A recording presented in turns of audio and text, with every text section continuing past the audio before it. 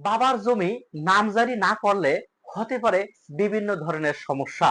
সুপ্রিয় দর্শক, উত্তরাধিকার সূত্রে পাওয়া বাবার সম্পত্তি নিজের নামে নামজারি বা খারিজ না করলে ভবিষ্যৎ নানান জটিলতার সম্মুখীন হতে হয়।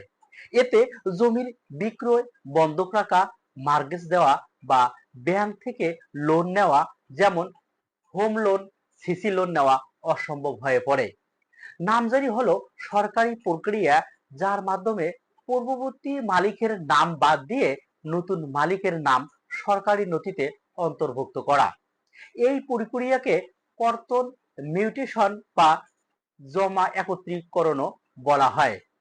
প্রয়োজনীয় কাগজপত্র: ওয়ারিশ সনদপত্র চেয়ারম্যান বা সিটি কর্পোরেশন কমিশনারের কাছ থেকে, আবেদনকারী বা ওয়ারিশদের পাসপোর্ট সাইজের ছবি ও জাতীয় পরিচয়পত্রের ফটোকপি, পিতার নামে থাকা দলিলের ফটোকপি, সর্বশেষ খতিয়ান ও তার সার্টিফাইড কপি।